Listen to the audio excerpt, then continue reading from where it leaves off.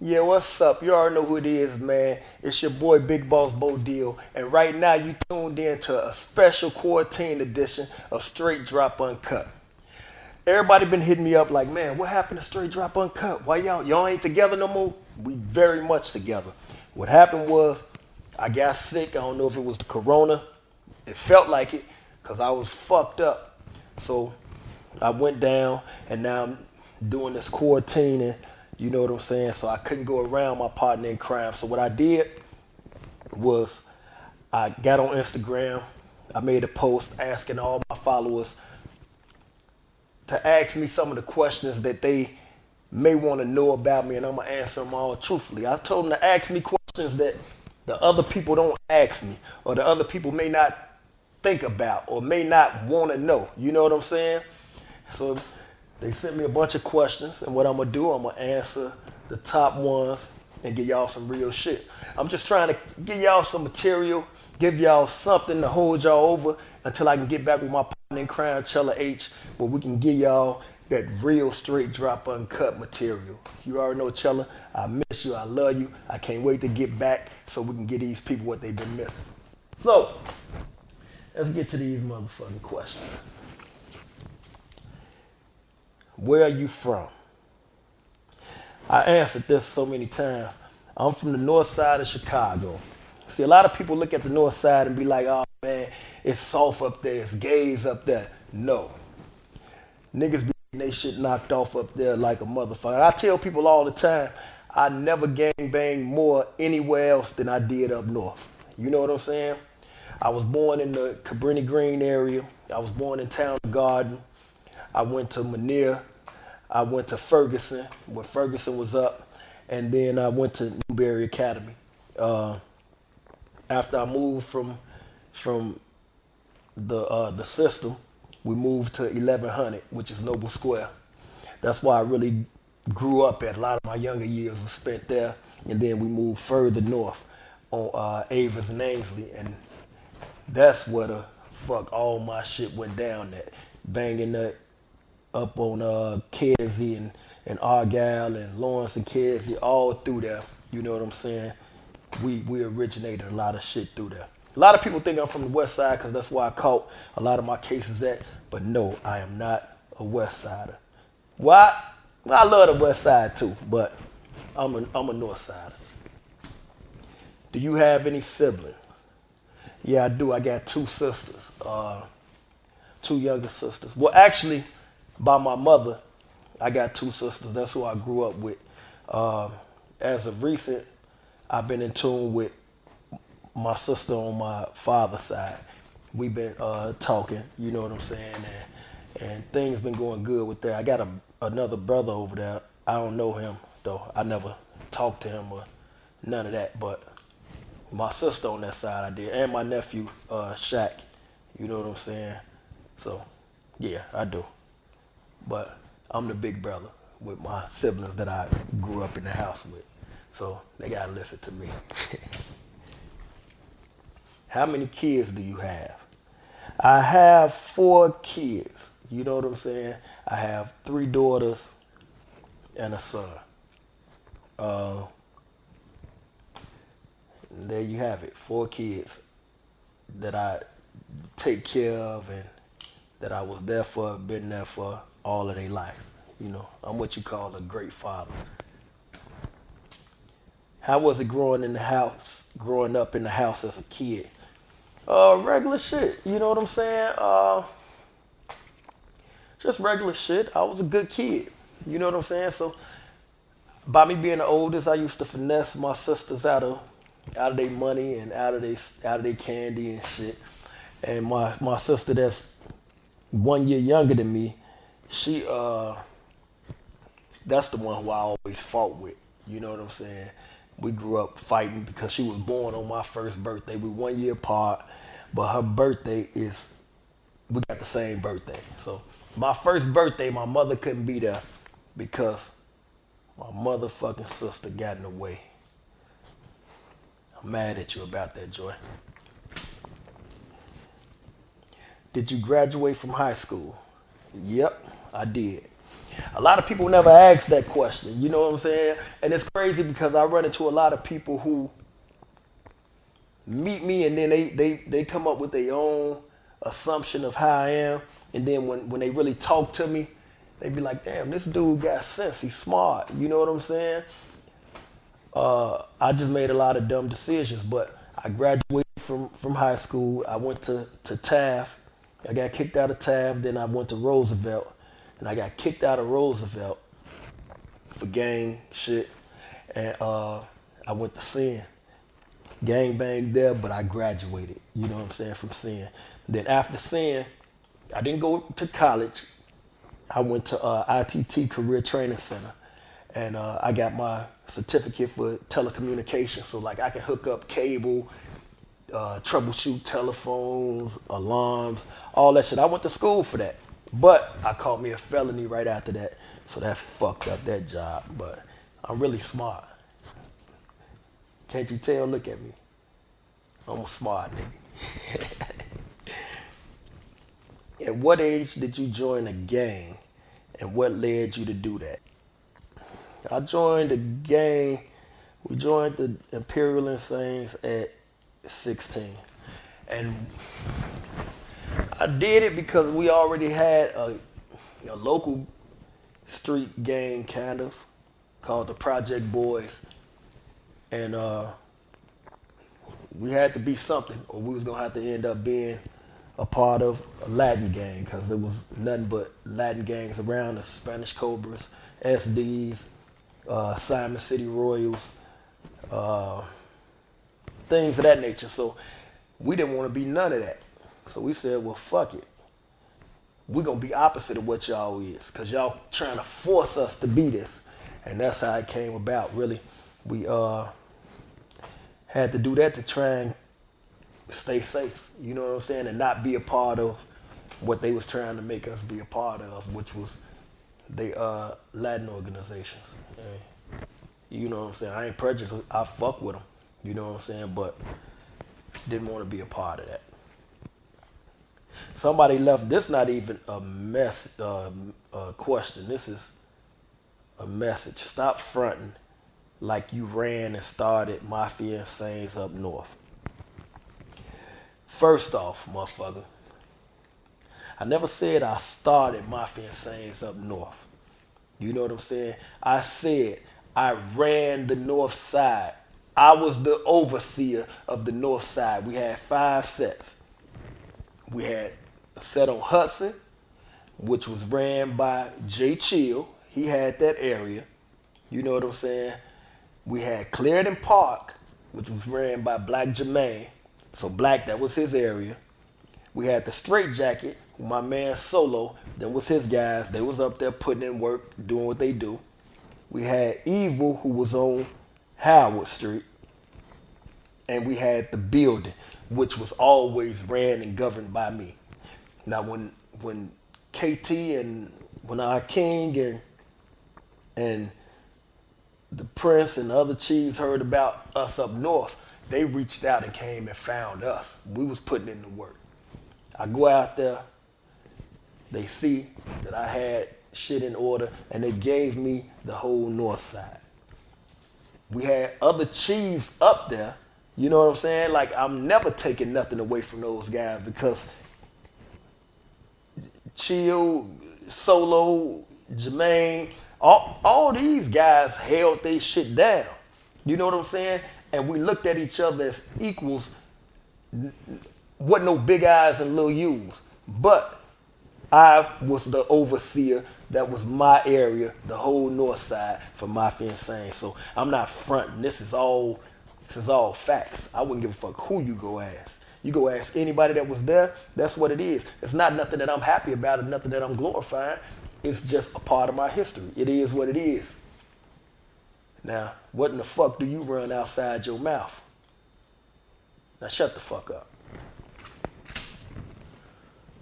Number 8, are you still good in your hood? I'm great in my hood. And not just in my hood, like everybody know, I'm one of the few people that get embraced all throughout the city. You know what I'm saying? I'm talking about from FBG Duck to Chief Keef to Boss Top to P Rico to you go out west, everywhere. The people embrace me and they show love because I'm this type of dude, right? I look at it like this. I made it to the age that I am for a reason. So I think it would be foolish of me to try and mislead these shorties. They know I'm gonna try and help them all. I'm gonna try and give them all real advice. I'm gonna tell them when they wrong, and they know I'm not gonna play neither side. See, it's a difference in being cool with niggas from every side and playing both sides. You know what I'm saying? That's the difference between me and some of you other niggas. I'm a real boss, so they'll never disrespect me by asking me about the other side. They know that I'm here to help them all get on. I want to see them all eat. I want to see them all win. You know what I'm saying? So I'm good everywhere in this city. That's a fact. How did you take control to run Chicago? This is something I gotta address too. I don't run Chicago. Never have. Never said I did. Probably in a rap or something. Like, boy, I run this shit. You know what I'm saying? But this city is too big. Don't nobody run Chicago. You know what I'm saying? And that's what niggas get fooled and tricked, thinking a motherfucker run the city. How? You may be a GD, he a Stone, you got Vice Lords over here, you got Latin Kings there, Spanish folks there, black gangsters there, Mickey Cobra. How in the fuck somebody from another mob gonna come anywhere and run it without it being a Mexican standoff? Don't nobody run Chicago. Chicago is a big city. Now people are respected. You got some people that's respected throughout the city, but as far as running the city, don't nobody run it. Larry and Jeff didn't run it. KT didn't run it. Willie Lloyd didn't run it. They may have ran their areas and they respected sets and groups and cliques, but they didn't run the whole city. They was big forces in the city, but to run the whole city, that means you'll be running somebody else's land and that ain't gonna happen. Let's clear that up. What is your top 5 dead or alive? Top 5 dead or alive, I say this all the time. Well, it's 4 that I know for sure. Jay, Pac, Biggie, Rakim, and my 5th one I'm gonna go with, man.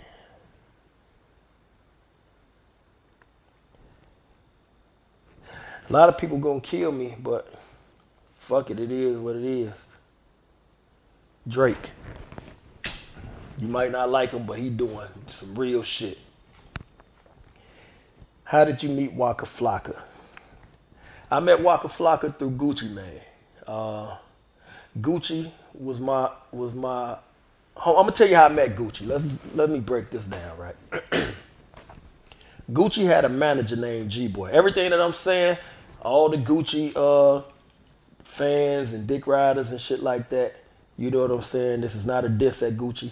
I fucks with Gucci. The man who Gucci is today, I salute him because he's not the man that he was when I knew him. Anyway, Gucci had a problem with some niggas from Chicago. His manager, G-Boy, was my cousin Mississippi man. They was cool. G-Boy hit Sip and said, man, Gucci got a show in Chicago. Some niggas saying he can't come now. You know what I'm saying? You got some niggas that can hold him down. My cousin Sip hit me like, man, Gucci gonna be in Chicago, my man G-Boy with him. Get some guys together and come hold him down. I make some calls, we get about 200 deep. This is all facts. Asked his security, asked Waka Flocka, asked Woo the Kid, asked Miss Deb, everybody. This is all facts. I bring out 200 niggas. They know, so they see how strong I am in the city. Gucci see how strong I am. I find out who he got trouble with is JoJo Capone. That's my man. JoJo called me. And he like, yeah, man, why you saving this nigga? I said, man, I ain't saving the nigga. I don't know him. I'm doing my cousin a favor fucking with, you know what I'm saying, who fucked with his manager, G-Boy. And we chopped it up. And because of a mutual respect and mutual relationship, that I had with JoJo Capone, which is my man. That's my brother to this day. They gave Gucci a pass. You know what I'm saying? Me and Gucci started working and doing shit. Flocka was there. Flock like, man, I like this nigga. You know what I'm saying? He loyal. Anything we ask of him, they be on point. You know what I'm saying? His music fire, all this shit. Waka like, man, I'm gonna fuck with you, bro. I'm gonna get on it. I'm gonna fuck with you. Cause he saw that Gucci was saying he was gonna do certain things and then don't do it and then don't answer his phone, then call back, then me and Gucci arguing, then it just was a lot of back and forth bullshit with that. So Waka got on and he called me and was like, man, bro, I told you when I get on, I'm gonna fuck with you. Let's roll. And that's what he did. You know what I'm saying? And that's been my brother ever since. You know, Waka, you know, it's deeper than music. We don't even talk about music. We be talking about business ventures and investments. And I know and love his mama to death. I know his brothers. I know his grandma. I know his family. Like, that's my family. You know. But that's how I met him, through Gucci. Gucci Flaws made Waka pick up the pace, and he was a 100 nigga, and because of that, I made hundreds of thousands of dollars. I never got rich, but it gave me a good face card. It gave me a good movement through the rest of the world, and made a lot of money off of it, man. And, you know, I'll never forget that or take that for granted, and I'm forever loyal. That's my brother. Say.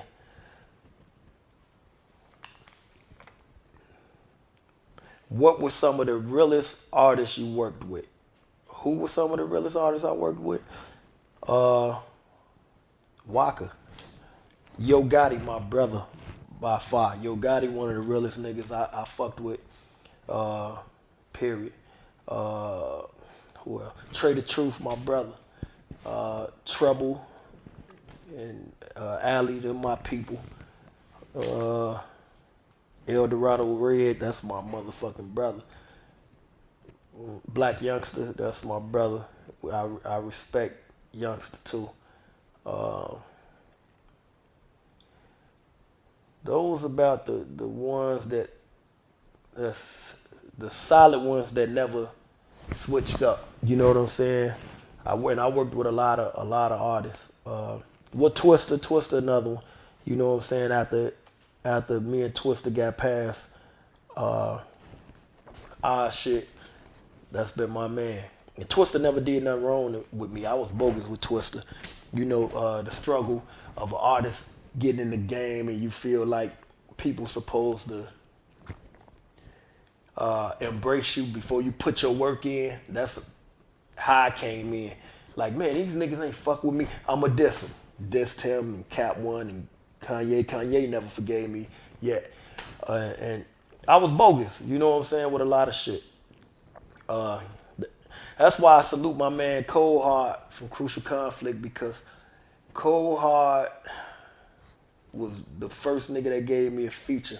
I remember my cousin Sip reached out to Crucial Conflict and like, man, my cousin just came home from the joint named Odile, bro. We need y'all on a song. Man, fuck with it. And Wild Style told Sip, man, what's y'all budget? And we took that as a form of disrespect. You know what I'm saying? I'm like, a budget, man, fuck that. I'm gonna make motherfuckers respect what the fuck it is we do. And in reality, when I sit back and think about everything now, Wild Style was 100% right. They had went platinum. You know what I'm saying? I wasn't nobody. I'm just not getting in the game. And that's what I be trying to tell some of the other artists that's coming in the game now. Don't come in expecting nothing. Put your work in and make motherfuckers respect your talent and who you are as an artist, and then everything else will fall into play. So that's what I did. And now look at me. People fuck with me everywhere. What was one of your biggest accomplishments while doing music? I can't say this was a big accomplishment, but the thing that opened up the doors for me was the 106 and Park Freestyle Friday. I had some of the funnest times of my life then. I was fresh home, just came home from the penitentiary, uh, still on parole, and I'm in New York. Bogus. I didn't even get permission from my parole officer. I just hopped on a flight with my cousin them. You know what I'm saying? Matter of fact, we didn't even hop on that flight for that. We gassed up his truck or his van, and we used to take that trip back and forth to New York, from New York to Chicago, and try and get back home before my parole officer, you know what I'm saying, noticed that I'm gone. And it was just a blessing that they never saw me on 106 Park, and I was on there for a month and a half. If they'd have caught me, I'd have told them, man, you know, what you want me to do? I'm trying to do something positive. You know what I'm saying? You want me back hustling, you know what I'm saying, or selling drugs or robbing another motherfucker?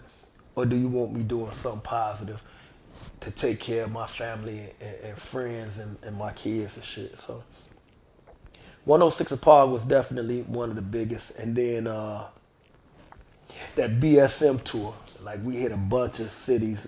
Me, Flocka, Woo the Kid, Young Joey, Southside, KO Red, Rest Up, you know, my brother Slim Duncan, my brother Chaz Gotti. Man, the whole squad. Them was some of the best times of my life. You know what I'm saying? Doing something positive. Say, what do you do outside of music? Outside of music, I do work with Metropolitan Family Services at CP4P.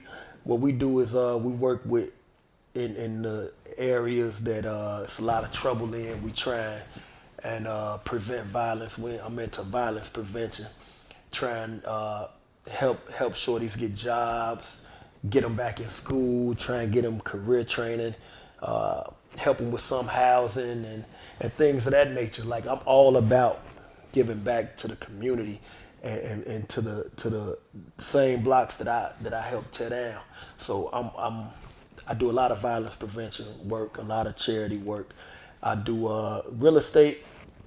Slowed down because the prices of the property was rising too high to where it wasn't really making sense, because I wasn't getting them the houses to rent out. We'd get them, rehab them, and flip them. So when the prices started going up so high, it started not making no sense. Like, to invest $240,000 to make 300,000, so we making a $60,000 profit in 6 months, and then after you pay the taxes, it ain't even 60. It's about a $40,000 profit to split with my partner. That's 20 apiece. I just looked at it like that's too much money tied up for that little return on it. You know what I'm saying? And I guess because I got spoiled, you know what I'm saying? We was used to getting at least $180,000 to $100 and something thousand profit off each flip. Yeah, but then I got the management, so do the management. Shit, got a bunch of artists, RTS Management. We got a bunch of artists. I don't even wanna start naming them, because you forget one, they mad. But, well, you know what? I should be able to name them. We got L Hitter. We got Big Boss Demo. Got CL Caps. We got Devo. We got Jelani. We got Banks out of Cincinnati. We got King Diesel. We got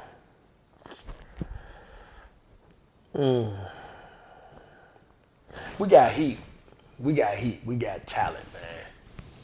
And we're gonna start unleashing a lot of that talent, man, this year after this corona shit over with, you know. But yeah, you know, I just wanted to answer some of those questions, man. People wanted to know certain things, so I want to give them real answers and let them know exactly what it is. Do not think that Straight Drop Uncut is over with. We just not getting started. I was sick. I was down. This corona slowing a lot of shit down. So a lot of artists not coming through the city. A lot of people not moving around the way that we really need to move around to get everything done. But as soon as this shit is over with, we about to do it big and make it happen. A lot of y'all people, man, that's out here, man, this coronavirus is serious, bro. You know what I'm saying? A infant just died from it. Another young girl died from it. Like a lot of people feel like because they're young, it won't affect them or they can't die. This disease do not have no motherfucking morals. They don't have no respect for nobody. Anybody can get it and anybody can die from it. And just because your immune system may be strong enough to fight it off, your mama or your grandmama or the auntie or whoever the fuck you living with that you can take that shit home to, immune system might not be able to fight it off. And you do not want that blood on your hand. You don't need that blood on your hand. So do the right thing, man. Stop all that hanging out in crowds and all this other bullshit. If you can't sit in the house for 2 or 3 weeks, I don't know what to tell you. If you can't do that, the niggas that's around you need to watch their motherfucking back. Because if you can't sit in your house for 3 weeks to save and better the world, you ain't gonna sit in a cell 3 days to save a motherfucker that you running with. You gonna tell stool pigeon ass nigga. So until next time, you already know who it is, man. It's your boy Big Boss Bo, and I'm missing my girl Chella motherfucking H. But we gonna be right back at y'all soon. Straight drop unmotherfucking cut. Bo.